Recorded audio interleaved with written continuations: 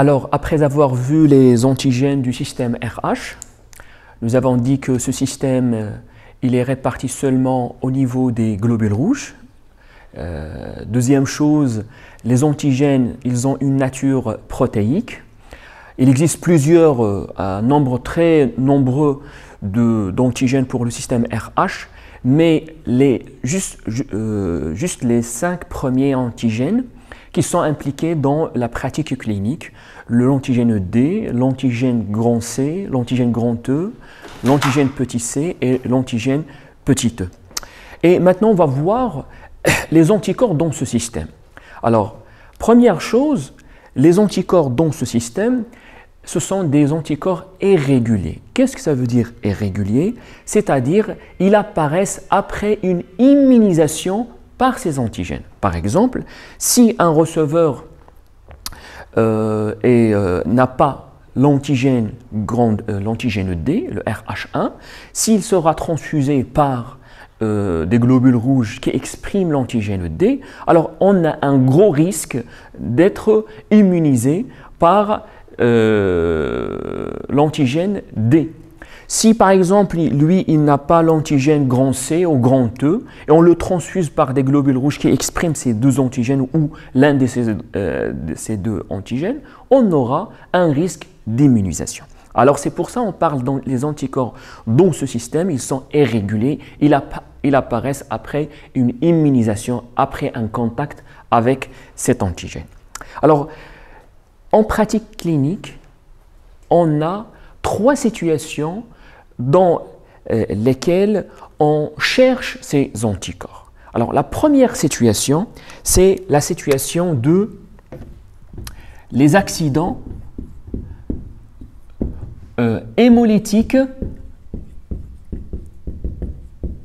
post-transfusionnels incompatibles. Alors, si un receveur qui n'a pas des antigènes dans ce système et il sera transfusé par des globules rouges qui expriment les antigènes, des antigènes qui sont absents chez le receveur, on a un risque d'immunisation. C'est le cas, en fait, c'est le cas des accidents hémolytiques post-transfusionnels qui ne respectent pas la compatibilité dans ce système.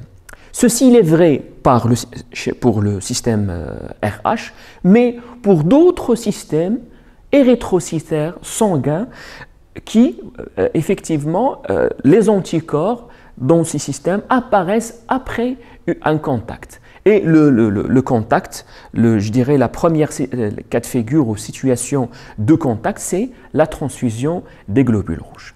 Alors, je prends par exemple, pour expliquer certaines choses, le cas que le receveur n'a pas l'antigène D, c'est-à-dire il est rhésus négatif. Lorsqu'on parle rhésus négatif ou rhésus positif, en immunohémato, on veut dire que l'antigène D présent ou absent.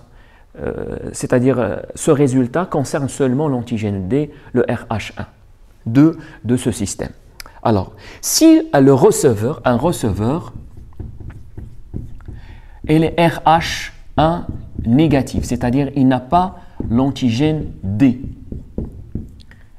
Si par erreur ou voire parfois, c'est très rare, des cas d'extrême urgence, et pour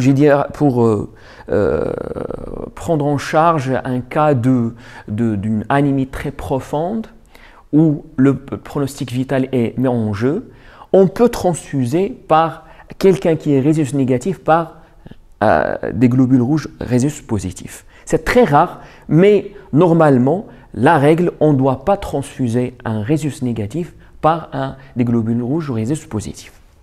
Alors, cette première transfusion, ce premier contact, puisque lui, le receveur, n'a pas l'antigène D, pour lui c'est un anticorps, c'est un corps étranger, non soi, il développe et l'antigène D, c'est un antigène très immunogène. Le cas d'incompatibilité dans au niveau de cet antigène, il y a un gros risque et une grande éventualité de générer une réponse immunitaire, alors on aura une réponse immunitaire à médiation humorale. On peut produire des anticorps. Généralement, ce sont des anticorps type IgM. Et au cours de cette première transfusion, on peut avoir des dégâts minimes, puisque bon, sont des IgM en petite quantité, et même vous, comme vous le savez, le premier contact ou les premiers anticorps d'IgM, ils ont plus ou moins une faible affinité. Quand même, ces anticorps, ils peuvent avoir une action, mais il est minime.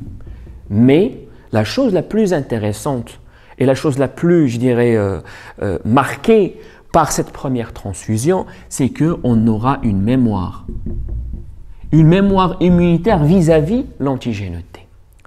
Et si jamais ce receveur aura une deuxième transfusion toujours par des globules rouges résistent positifs, alors là, on aura des conséquences drastiques, très graves, qui traduit une anémie hémolytique post-transfusionnelle. Et ce sera les choses plus sérieuses et plus dangereuses. C'est pour ça, normalement, pourquoi? Parce qu'on va activer, on va appeler la mémoire immunitaire qui va nous donner des anticorps, cette fois-ci type IgG, plus efficaces, avec plus d'affinité à l'antigène l'antigène D, et par conséquent, on aura vraiment un accident transfusionnel très grave qui peut amener même au décès du receveur si on ne prend pas les choses d'une façon très précoce. D'accord? Alors c'est pour ça, dans la transfusion, toujours pour faire une transfusion sanguine, normalement il est recommandé de faire pour le receveur, bien sûr, on doit déterminer son groupe dans le système ABO pour avoir, bien sûr, pour chercher des poches compatibles dans ce système. Et aussi, à côté, on doit définir le phénotype dans le système RH. Non seulement chercher l'antigène D, mais on doit déterminer les 5 antigènes impliqués du système RH impliqués dans la pratique clinique, à savoir le D, le grand C, le grand E, le petit c et le petit e. Parce que tous ces antigènes sont immunogènes. Certes, l'antigène D, c'est le plus immunogène, mais les autres aussi, ils peuvent engendrer le process qu'on a décrit auparavant. D'accord? En plus de groupage dans le système ABO, le groupage dans le système RH avec ces 5 antigènes, on doit définir aussi le phénotype dans un autre système, qu'on va le voir à la fin de ce chapitre, on doit définir le phénotype dans le système KEL, parce que les antigènes de ce système aussi, ils sont immunogènes. Alors, après avoir réalisé ces groupages, phénotypages, normalement, on doit réaliser ce qu'on appelle une analyse qui s'appelle une RAI. Qu'est-ce que ça veut dire RAI? RAI, R, c'est recherche d'agglutinine. Les agglutinines sont les anticorps irréguliers. D'agglutinine régulière. Alors, une RAI. Alors, consiste à quoi cette analyse RAI? Normalement, comme j'ai dit, pour le système ABO, les anticorps qui peuvent reconnaître, les anticorps de ce système, ils sont toujours réguliers, ils sont présents. C'est-à-dire, lorsqu'on a le groupe A, c'est-à-dire on a l'antigène A, dans le plasma, j'aurai l'anticorps anti-B. Il est toujours présent, il est régulier. Le groupe B, j'ai l'antigène B sur les globules rouges, j'ai dans le plasma anti-A. J'ai le groupe AB, j'ai les antigènes AB et j'ai rien dans le plasma. J'ai le phénotype 0 ou O, ça veut dire seulement la substance H exprimée sur les globules rouges. J'aurai dans le plasma l'anticorps A et l'anticorps B. Et comme on a dit, la définition du groupe dans le système ABO, il est défini par les antigènes exprimés sur les globules rouges et plus le type d'anticorps qui existe dans le plasma. Alors l'anticorps qui est présent dans le plasma, il est dirigé contre l'antigène absent sur les globules rouges. D'accord? Alors, ici pour les autres systèmes, et d'ailleurs, une différence de la méthode pour définir les groupes sanguins. Le groupe sanguin dans le système ABO, normalement, on réalise une épreuve globulaire plus une épreuve sérique. Mais pour les autres systèmes, normalement, on se limite à l'épreuve globulaire. On cherche seulement les antigènes sur les globules rouges et on définit le groupe sanguin. Pourquoi? Parce que les anticorps de ces systèmes, ils apparaissent après une immunisation.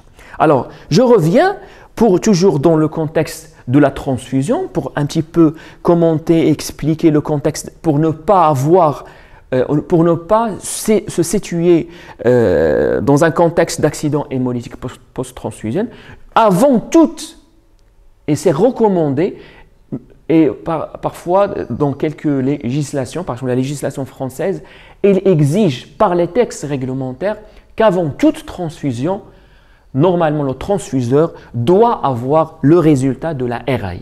C'est-à-dire, normalement, on doit évaluer le statut d'immunisation du receveur en matière vis-à-vis les antigènes des systèmes érythrocytaires immunogènes.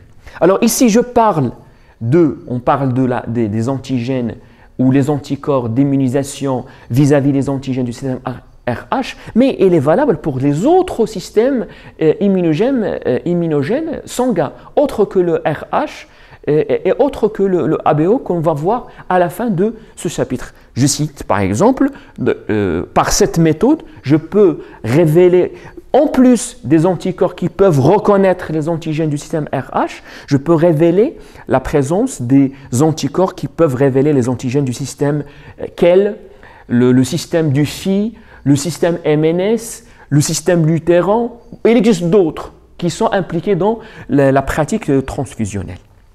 Alors, c'est quoi? Bon, consiste à quoi techniquement, pratiquement, cette recherche d'agglutinine est régulière? Alors, la première chose pour réaliser ce test, je fais un prélèvement sanguin bien sûr un prélèvement sous EDTA, le tube MOF qu'on a vu pour réaliser l'hémogramme. Alors, je prends mon tube et je fais une centrifugation. Une fois que je réalise la centrifugation, j'aurai le culot, c'est les globules rouges, et le surnageant, c'est mon plasma. Ça, c'est mon plasma. Ça, c'est les globules rouges. Alors, le plasma. Alors, normalement, je vais chercher où mes agglutinines irrégulières, ces anticorps, bien sûr, dans le plasma. Alors, je prends un volume de mon plasma. Alors, mes réactifs c'est quoi? En fait, ce sont des hématies qui expriment beaucoup d'antigènes de pas mal de systèmes érythrocytaires. Et normalement, on les confectionne d'une façon industrielle et on obtient des hématies. Alors, ces hématies n'expriment pas les antigènes du système ABO, c'est-à-dire à leur surface, je ne vais pas trouver les antigènes du système ABO, je ne trouve pas l'antigène A, l'antigène B, je trouve c'est absent.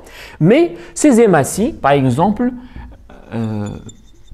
ils expriment, par exemple, ça en vert, ça c'est l'antigène D. Aussi, il exprime par exemple l'antigène E, le grand E. Il exprime par exemple le petit E.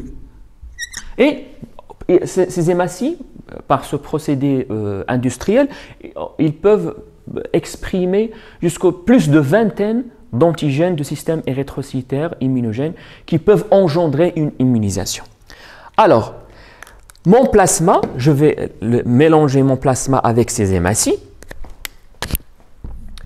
Si le plasma n'a pas d'anticorps qui peut reconnaître les antigènes exprimés par ces hématies, les hématies restent libres et en fait, nous, qu'est-ce qu'on va voir? Les hématies restent libres et le résultat dans la pratique, c'est que j'aurai pas d'agglutination.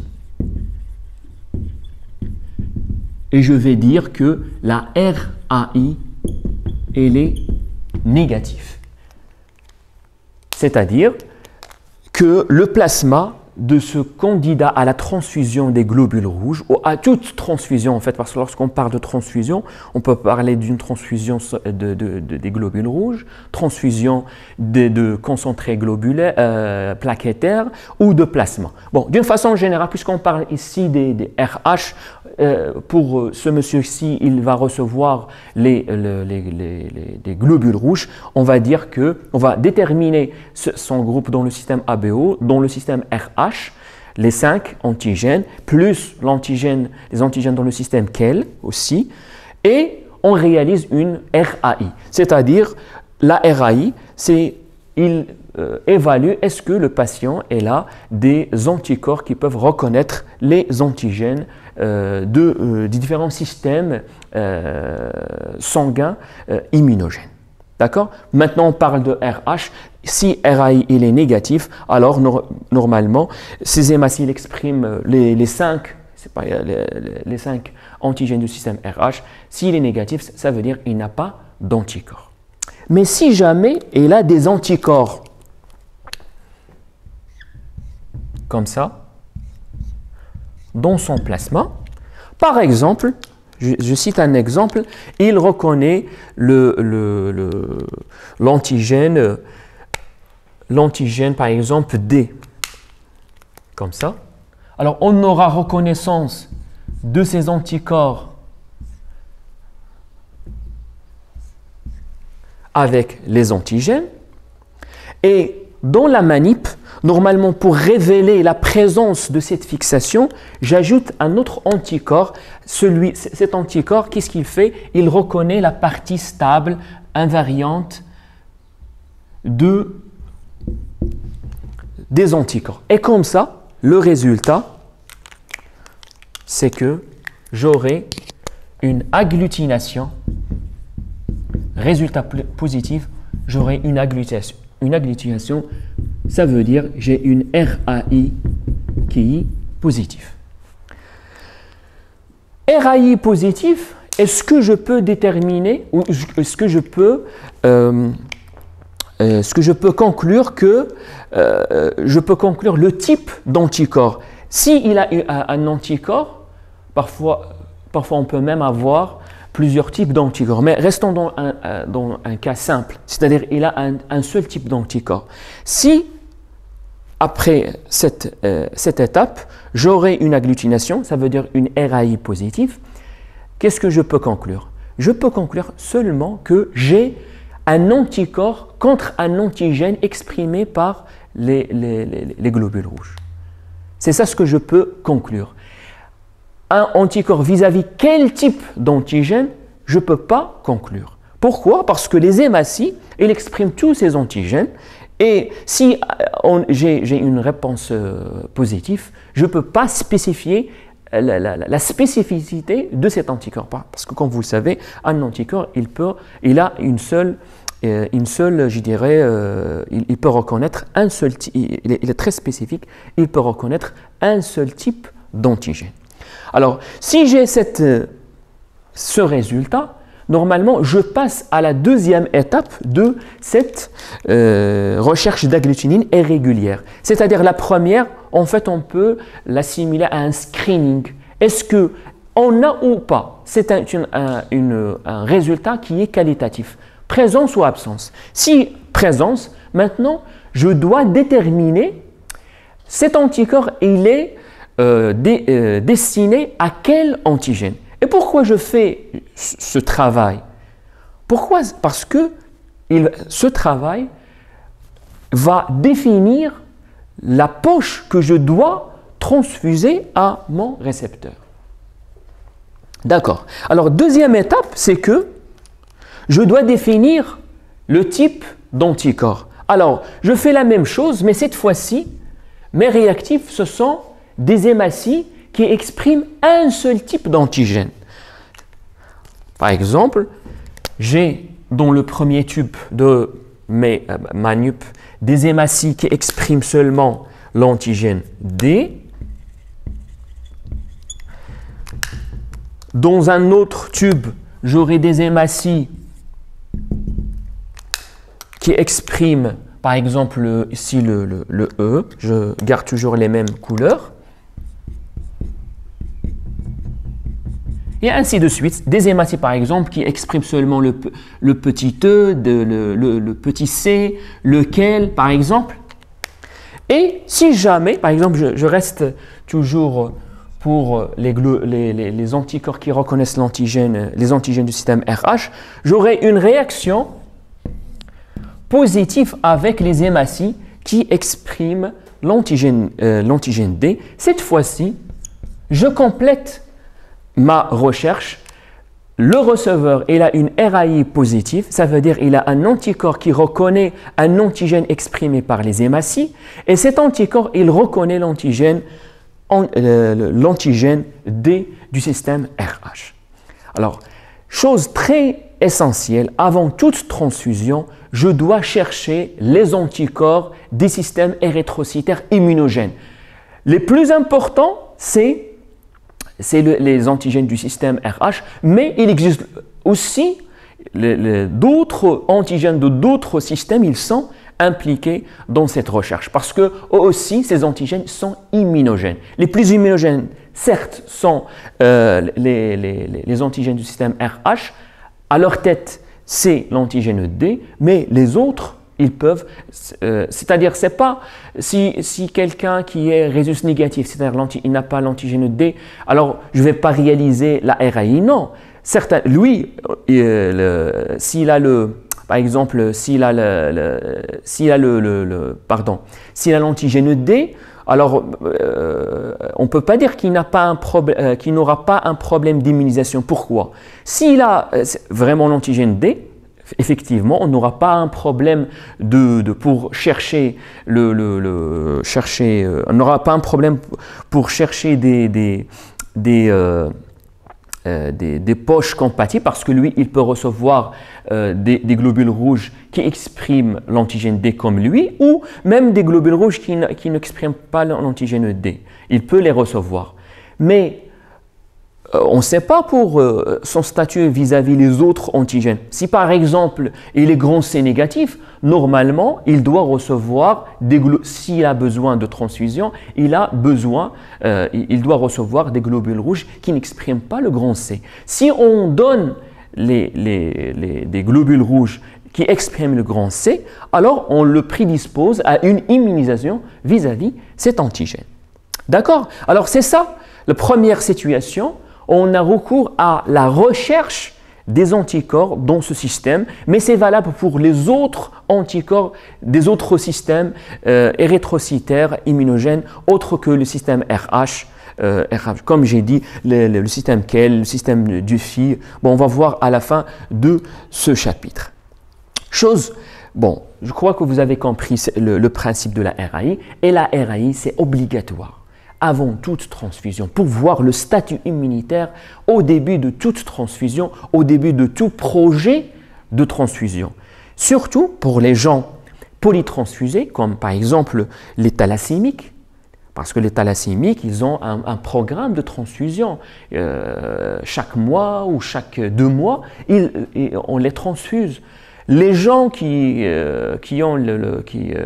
sont sous chimiothérapie, les gens qui reçoivent la chimiothérapie, ils ont recours fréquemment à des transfusions. Et avec les transfusions, en fait, ce sont des situations d'immunisation, des occasions pour immuniser le receveur. Alors c'est pour ça, normalement, avant toute transfusion, on doit réaliser la RAI, on doit chercher si jamais ils ont développé des anticorps irréguliers par cette technique qui est la RAI. D'accord? Autre chose, c'est que pour la RAI, alors si la RAI elle est positive pour toujours. C'est-à-dire, toujours on doit tenir en compte de ce résultat positif tout au long de la vie du receveur. C'est-à-dire, il ne va pas, si normalement on réalise une RAI, on est sûr qu'il est positif et on a déterminé même le type de l'anticorps responsable de ce résultat positif de la RAI, et on doit tenir en compte de ce résultat pendant toute la vie du receveur si jamais il a besoin ou il aura besoin de transfusion. Mais lorsque la RAI elle est négative, et si on a je dirais une réflexion, une RAI positive, quelle est la durée de validité de ce résultat? Est-ce qu'une RAI négative, elle est négative pour toujours ou ce résultat, il a une durée de vie et après il change? Alors, la réponse, ça dépend des antécédents du receveur. Alors, on va regarder dans 6 mois avant la réalisation de cette RAI. Si on trouve dans les 6 mois, il y a une notion de contact, de immunisation de la personne avec les antigènes érythrocytaires d'une façon générale, soit par une transfusion, par exemple les polytransfusés on les transfuse chaque mois, chaque 2 mois, bon, on va regarder dans les 6 mois avant. Alors si on a une notion de transfusion, si on a une notion de grossesse, parce que le grossesse aussi, on va voir un petit peu avec détail, c'est une situation que la femme enceinte, il se met en contact avec les globules rouges de son fœtus. Comme on a dit que le fœtus, il réalise une érythropoïèse, il a une hématopoïèse. Et même les globules rouges, ils passent à travers le placenta. Et lorsqu'ils passent, ils regardent la circulation sanguine de la femme enceinte. C'est une occasion, il peut avoir un contact avec le système immunitaire de la maman. Alors, si dans les antécédents, je ne trouve pas une notion de transfusion, d'une façon générale, transfusion, tout court, globules rouges, plaquettes, plasma, tout ça. Si j'ai pas une notion de transfusion, si j'ai pas une notion de grossesse dans les 6 mois avant la réalisation de la RAI négative, sa durée de vie, c'est la durée de validité, c'est 21 jours. C'est-à-dire, si on réalise une RAI, je cherche dans les 6 mois avant qu'il n'y a pas de notion de transfusion, pas de notion de grossesse, je réalise la RAI, ce résultat il est valable dans 21 jours. C'est-à-dire, si je pose l'indication de la transfusion pendant les 21 jours, le choix de la poche, alors il va tenir en compte d'un résultat négatif de la RAI. C'est-à-dire, si je dépasse ces 21 jours, normalement, je dois refaire la RAI. Il n'est plus valable. C'est-à-dire, si jusqu'au le jour 22, je décide de transfuser. Normalement, pour le choix de la poche à transfuser, normalement, ce résultat négatif n'est plus valable. Je dois refaire une nouvelle RAI pour décider le choix de la poche. Alors, première situation, dans les 6 mois avant la réalisation, les 6 mois avant cette RAI, je trouve pas une notion de transfusion, je ne trouve pas une notion de grossesse. La durée de validité de la RAI, c'est 21 jours. Et s'il vous plaît, fixez bien ça. C'est 21 jours si je n'ai pas d'antécédent dans les 6 mois avant. Mais si jamais dans les 6 mois avant, je trouve une notion de transfusion, je trouve une notion de grossesse, la validité de la RAI, c'est 3 jours, 72 heures.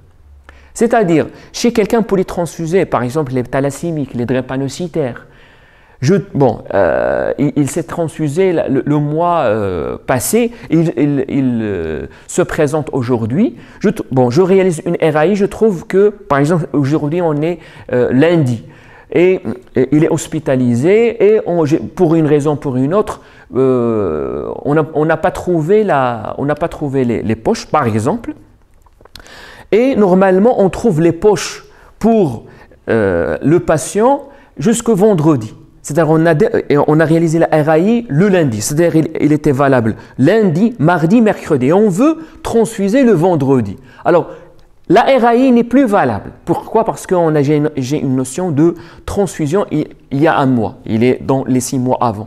Alors, pour réévaluer, je dirais, la qualité de la poche à transfuser, normalement, je dois refaire une RAI pour définir ou pour décider quelle poche je dois donner à ce patient. D'accord? Alors, deux choses pour la RAI, c'est comme le procédé analytique. Je fais une étape de screening, de voir s'il est positif. Positif, je passe à la deuxième étape de la RAI pour définir quel type d'anticorps il est dirigé vis-à-vis quel antigène. D'accord? Deuxième chose, si elle est négative, ça veut dire que j'ai pas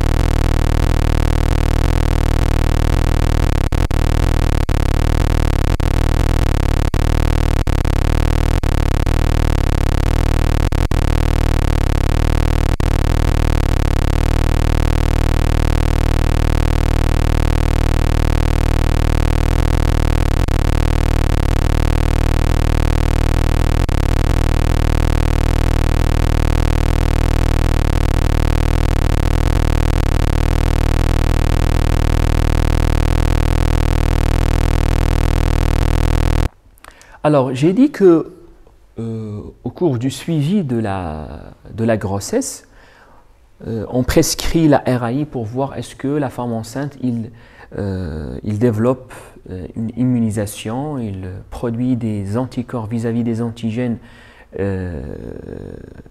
qui existent sur les globules rouges de son fœtus. Et si jamais on a le cas que la femme enceinte, que la mère ait les rhésus négatifs et son fœtus ait les rhésus positifs, au cours de sa première grossesse, le jour de son accouchement, normalement, on donne à la femme un médicament qui est un anti-D. Un médicament, en fait, c'est un anticorps. On va donner à la mère.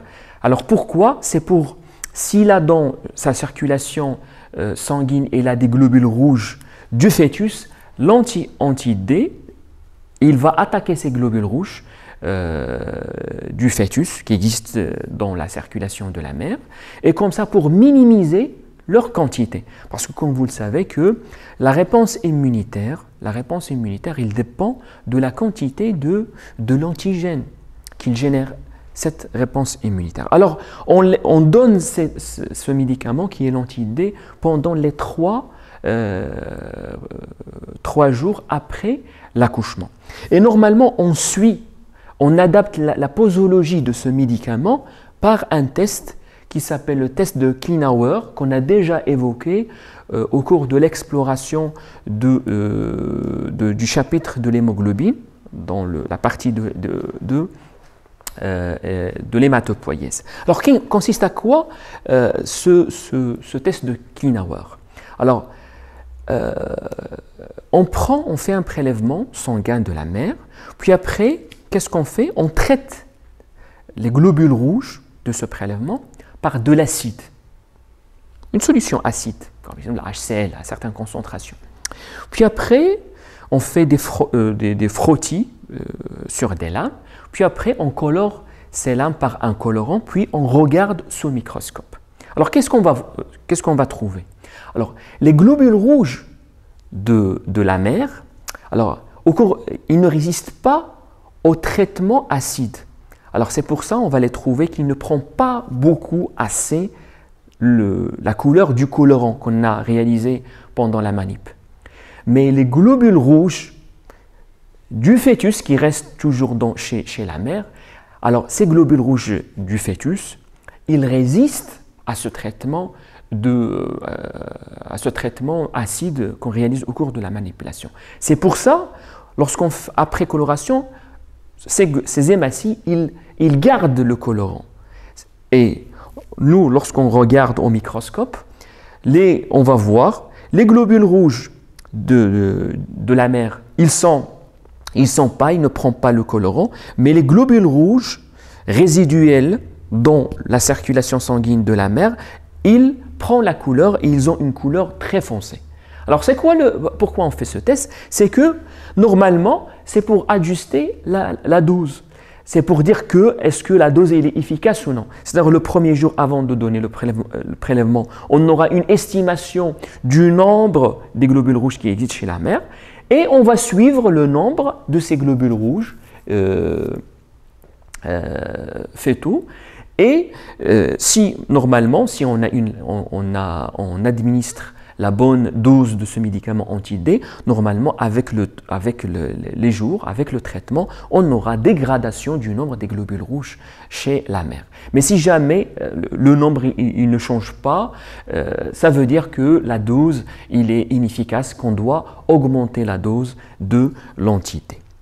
Voilà. Et c'est ça le principe du test de Kleinauer. En fait, il permet un suivi de traitement de l'anti-D de la femme qui est rhésus négatif au cours de sa première grossesse par un fœtus qui est rhésus positif. Alors, toujours le chapitre de la partie des anticorps dans le système RH, on a vu qu'on a intérêt à chercher ces anticorps dans la première situation, les accidents post-transfusionnels incompatibles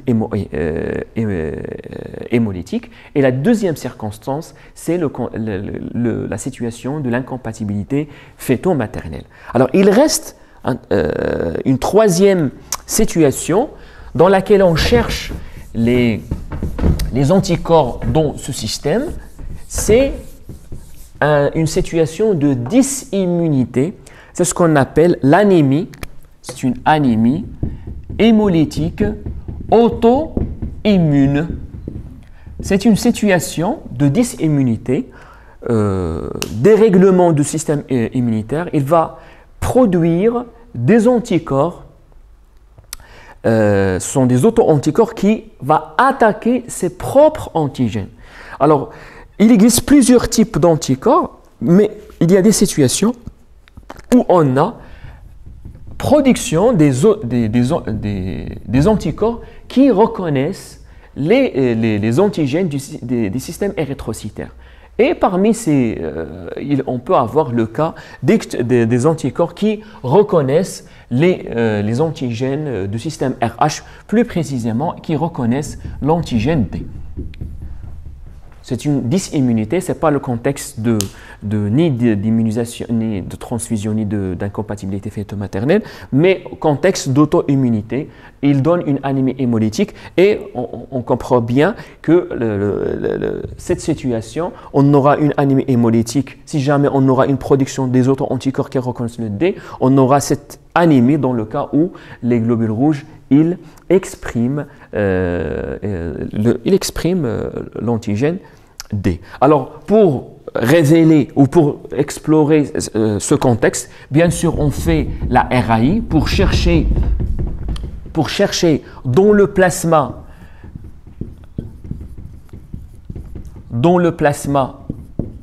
est-ce qu'on a des anticorps? Et normalement, on cherche par le même principe qu'on a déjà détaillé. Est-ce que la RAI elle est positive ou elle est négative? Et d'ailleurs, s'il est positif, on doit déterminer quel type d'antigène, quel type d'anticorps.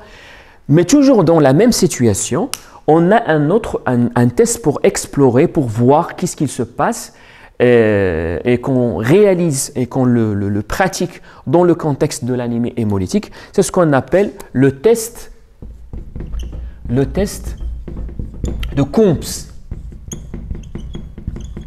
direct. Alors, consiste à quoi ce test de Coombs direct?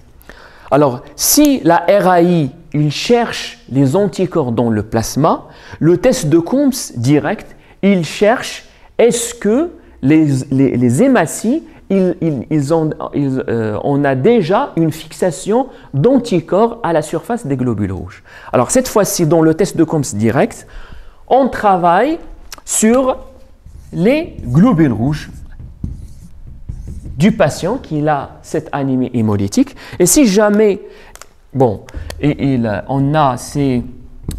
Alors, si on a des anticorps qui reconnaissent l'antigène D exprimé par ces globules rouges, normalement, on aura des anticorps comme ça, fixés à leur surface. C'est-à-dire, dans ce cas, on a des anticorps dans le plasma qui circulent. On peut les révéler par la recherche d'agglutinine irrégulière. Et pour révéler ces anticorps déjà fixés sur les globules rouges, normalement, on fait ce test de Coombs direct. Alors, normalement, qu'est-ce qu'on fait? On prend les hématies qui sont là. S'ils sont déjà, on dit comme ça, sensibilisés par les anticorps anti-D, pour révéler cette sensibilisation des globules rouges par ces anticorps, on ajoute un réactif qui va faire des ponts entre ces hématies, ces anticorps par la partie, le FC des anticorps, comme ça, et on aura une agglutination, on va visualiser, on reconnaît cette présence après l'ajout de cet anticorps. Alors, le résultat, c'est une agglutination qu'on va voir dans le tube de réaction ou sur la plaque sur laquelle on réalise ce test ou sur le gel sur lequel on réalise ce test de Combs. Alors ici, deux messages. On peut avoir des auto-anticorps qui peuvent reconnaître les antigènes du système RH.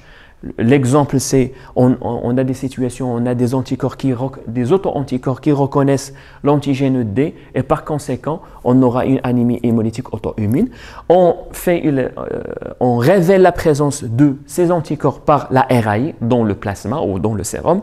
Et pour repérer ces anticorps qui reconnaissent ces antigènes à la surface des globules rouges, on réalise ce qu'on appelle le test de Combs direct. Le test de Combs direct est là pour but, c'est de révéler la présence de ces anticorps à la surface des globules rouges. Alors, on les révèle en ajoutant des anticorps qui vont faire des ponts entre ces anticorps. Et comme ça, on aura une agglutination et c'est, je dirais, la manifestation d'un test de Combs direct positif. Très bien, merci. Alors, après avoir vu ces explications au tableau, on passe au texte. Alors, comme j'ai dit que les anticorps dans le système RH, ils n'apparaissent qu'après une immunisation. Généralement, ils sont des anticorps classe IgG. Ils ont un optimum thermique à 37 et on les cherche par la RAI, la recherche d'agglutinine est régulière. Alors, puisqu'ils ont ce caractère d'immunoglobulines type IgG, ils ont la possibilité de traverser la barrière placentaire, d'où leur implication dans les complications de l'incompatibilité fœto-maternelle. Et bien sûr, ils causent ce qu'on appelle l'anémie hémolytique, soit du nouveau-né, soit in utero. D'accord? Alors, bien sûr, ils sont impliqués dans ce qu'on a déjà expliqué, dans le contexte d'accidents immunohémolytiques par transfusion incompatible. Aussi dans l'anémie hémolytique du nouveau-né ou anémie hémolytique in utero. C'est pour ça, normalement, les femmes rhésus négatifs, ils reçoivent un anti-D le jour de leur accouchement, bien sûr pendant 3 jours, pour bien sûr minimiser les globules rouges de leur fœtus dans leur circulation par un médicament, l'anti-D, et comme j'ai dit que par le test de Kleinauer, qui bien sûr sert à adapter la posologie de ce traitement au cours de ces 3 premiers jours après l'accouchement. Juste ici, comme vous voyez que le traitement, j'ai dit qu'on fait le prélèvement, on traite les globules rouges par l'acide, puis après on fait une coloration.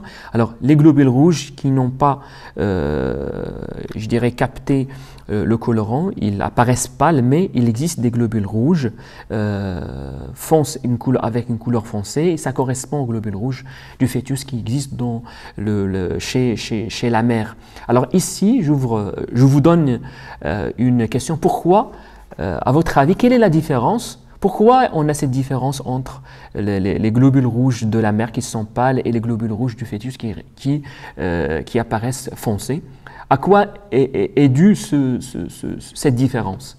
Je laisse cette question ouverte et j'attends vos réponses sur le groupe que vous avez créé.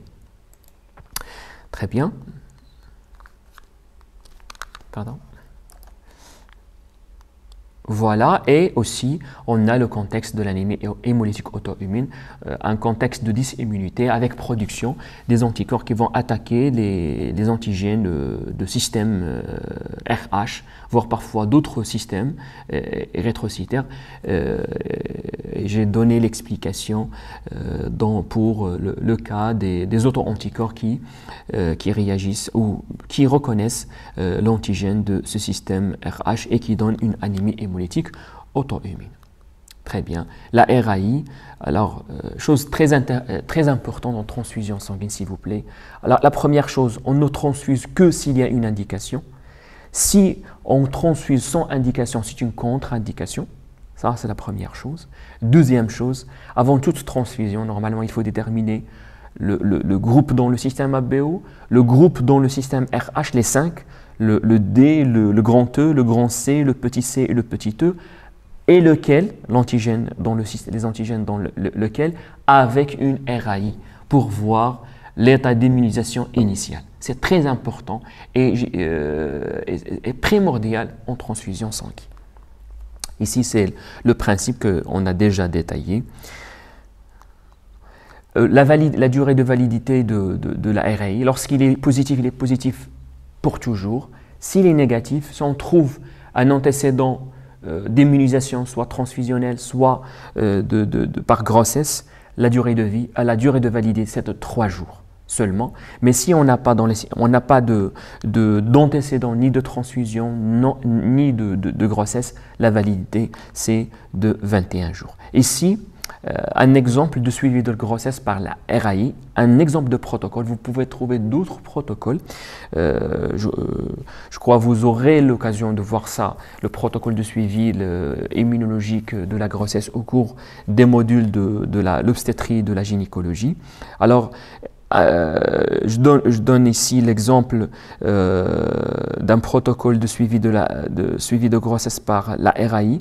Lorsque la mère et les résus positifs sans antécédent transfusionnel, on fait 2 RAI, le 3e et le 9e mois.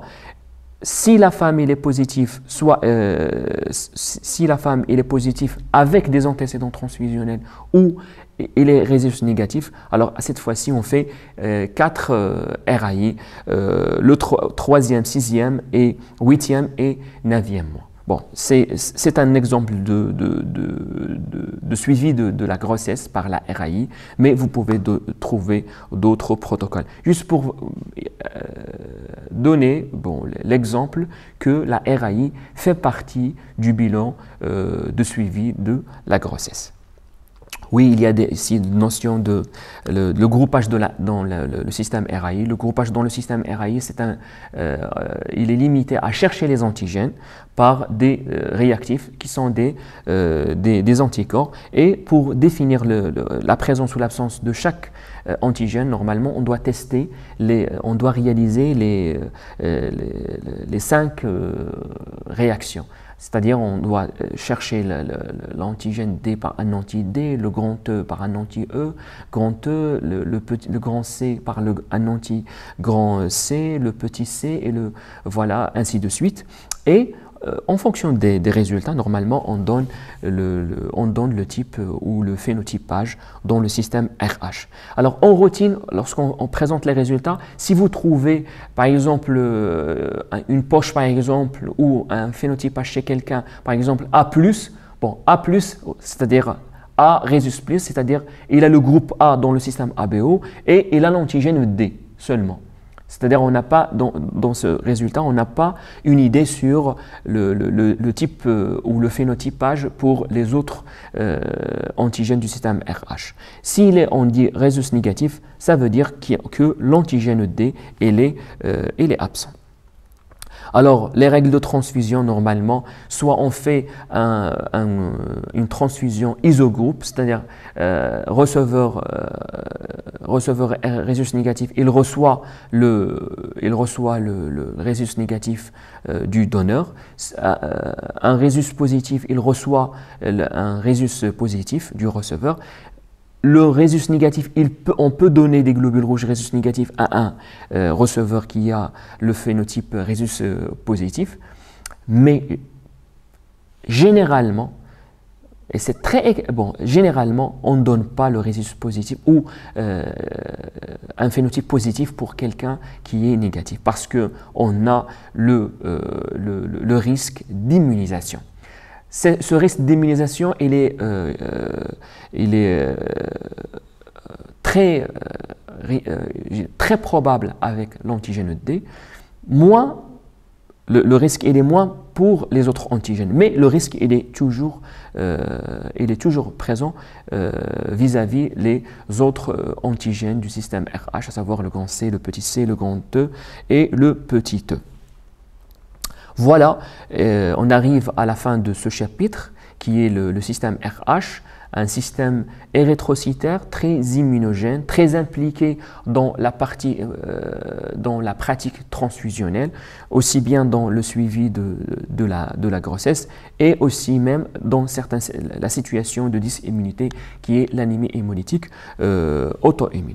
Alors, toujours dans ce chapitre de l'immunohématologie, alors après avoir vu le système ABO, le système RH, on a d'autres systèmes sanguins immunogènes, autres que ces premiers, le RH et l'ABO, et qui sont impliqués en immunohématologie, que leurs antigènes, ils peuvent engendrer, produire une immunisation, qui peuvent être responsables d'un accident transfusionnel, d'une incompatibilité fœto-maternelle. Alors, il existe beaucoup de systèmes qui sont impliqués. On répertoire maintenant les systèmes érythrocytaires, plus environ de 30 systèmes sanguins avec plus de 200 antigènes. Bien sûr, on a pour chaque groupe sanguin, normalement, il a une dénomination internationale. Nous, on va s'intéresser aux groupes sanguins qui ont une place dans la pratique transfusionnelle, et même leurs antigènes, on l'évoque, on les trouve qui sont impliqués dans l'immunisation au cours de la grossesse. Alors je commence par le premier système, c'est le système Lewis. Alors le système Lewis, il a une certaine particularité, c'est que les gènes qui codent pour ces antigènes, bon, au premier lieu, on aura une production de ces antigènes, et ces antigènes sont sécrétés dans les liquides, puis après dans le plasma, puis après on a ces antigènes, ils sont absorbés, sont collés sur le globule rouge. C'est pour ça qu'on les trouve sur les globules rouges.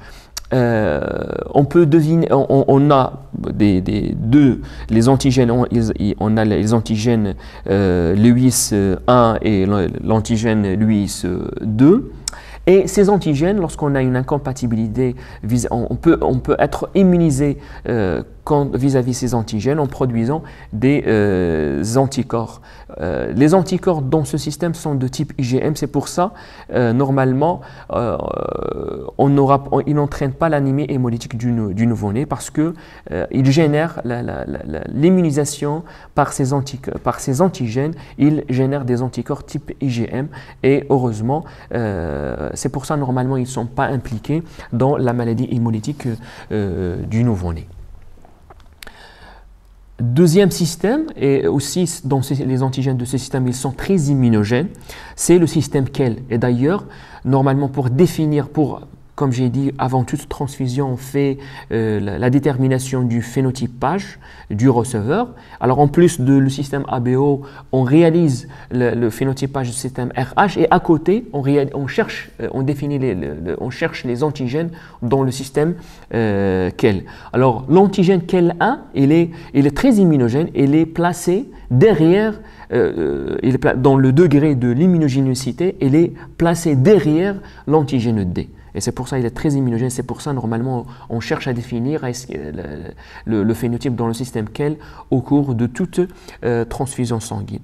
Alors ce système, il génère des anticorps type IgG, et c'est pour ça normalement il est impliqué aussi bien dans les complications de l'incompatibilité fœto-maternelle en matière de groupes sanguins, et aussi dans les accidents transfusionnels non compatibles.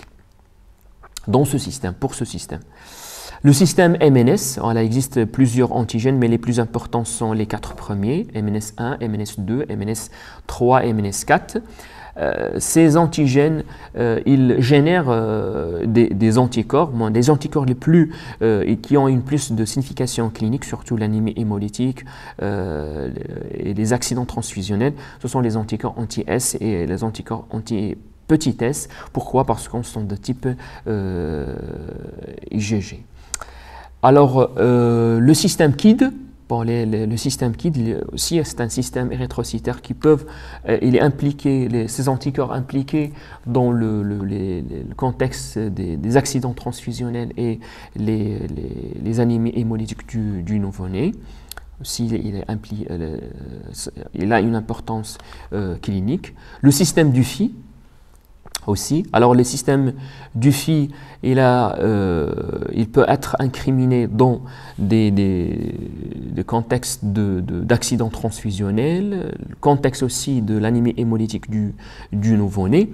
La particularité de ce système, c'est que les antigènes de ce système, alors c'est grâce aux antigènes du système Dufy qu'on a un parasite, il peut entrer dans l'hématie. C'est-à-dire les gens qui n'ont pas les antigènes, n'ont pas l'antigène Dufy, alors ils sont résistants. En fait, ils sont résistants à l'infection par le parasite, le parasite, certains plasmodium. Alors, en fait, le plasmodium, c'est l'agent de la malaria. Plus exactement, on a prouvé ce constat par le plasmodium, le vivax. Le vivax, c'est que vous allez voir ça dans le module de la parasitologie, c'est que dans le cycle du parasite, on a une forme de parasite, il pénètre, il parasite les globules rouges. Alors pour qu'il puisse entrer dans le globule rouge, alors il se fixe par les antigènes de ce système.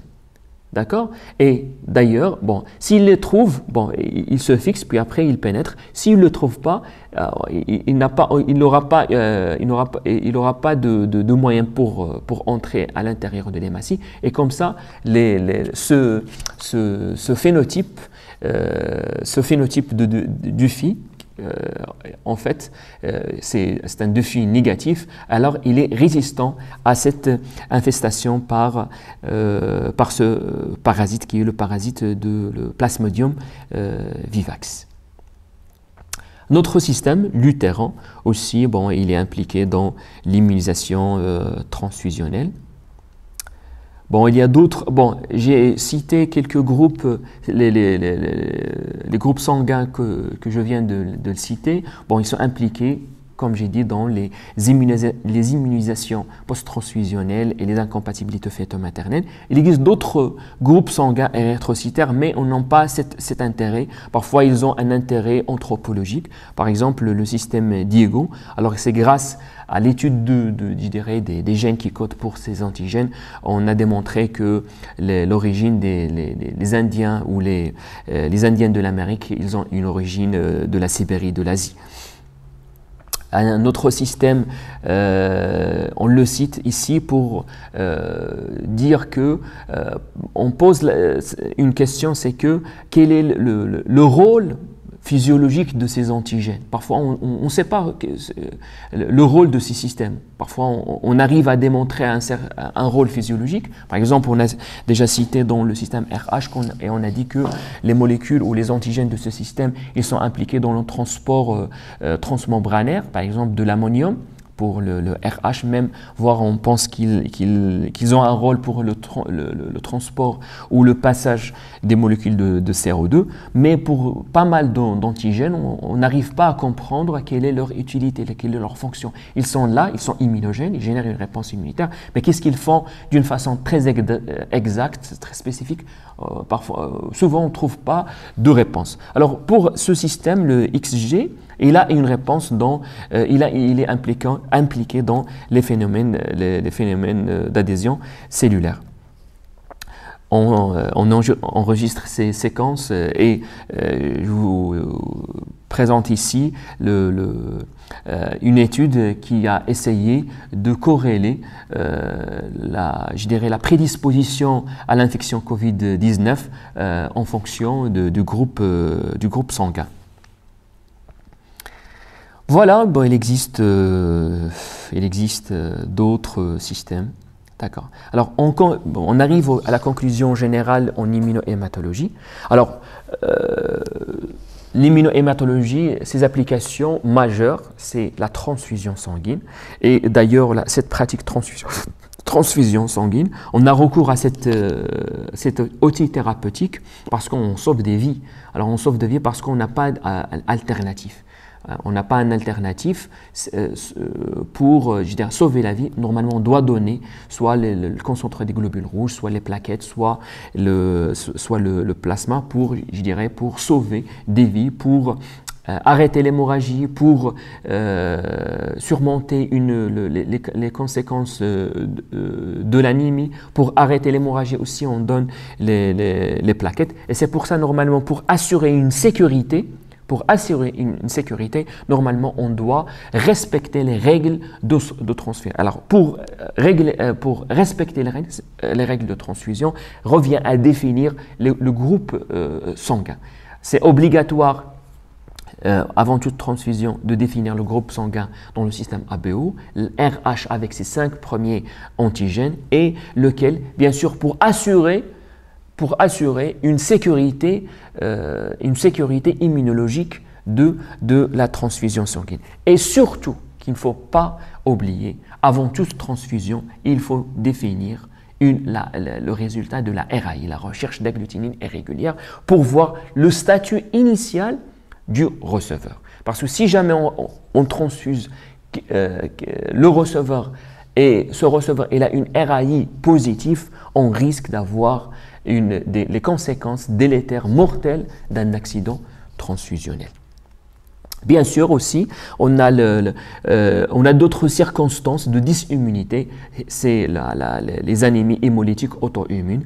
Et dans ces situations, bien sûr, il faut chercher les anticorps dans le plasma et chercher ces anticorps à la surface des globules rouges par le test de Coombs direct. Alors, jusqu'à maintenant, la transfusion, elle a recours toujours au don des donneurs de sang, parce qu'on n'a pas autre alternative pour produire les globules rouges d'une façon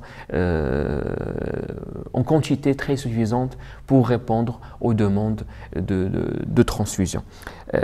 Pour moi, c'est une occasion pour vous inviter chaque fois, si vous aurez l'occasion, la possibilité de faire un don de sang. Pourquoi? Parce qu'un don de sang, il sauve 3 vies. Parce qu'à partir de la poche de don de sang, on fait une séparation et on prépare 3 poches, le concentré des globules rouges, le concentré plaquettaire et le plasma. Il y a une équipe française qui a pu faire un modèle expérimental de production de globules rouges, mais malheureusement jusqu'à maintenant on n'arrive pas à à instaurer un process industriel pour produire assez en quantité à l'échelle au niveau de la demande de transfusion. Alors puisqu'on n'a pas encore d'autres alternatives, le don de sang reste la source ultime, unique pour sauver les vies des gens qui nécessitent chaque fois le sang des donneurs. Alors, je termine cette partie de l'immunohématologie en vous invitant chaque fois, si vous aurez l'occasion, de donner un petit peu de votre sang. Pourquoi? Parce que c'est un geste qui va sauver plusieurs vies et plusieurs personnes. Il attend des poches de vos dons. D'accord? ونختم بديك الآية الكريمة ومن أحياها فكأنما أحيا الناس جميعا. Merci pour votre suivi et à la prochaine. Et j'attends votre commentaire, question, et la question que j'ai aussi posée au cours de cette vidéo, et j'attends vos réponses sur le groupe. Merci et à la prochaine.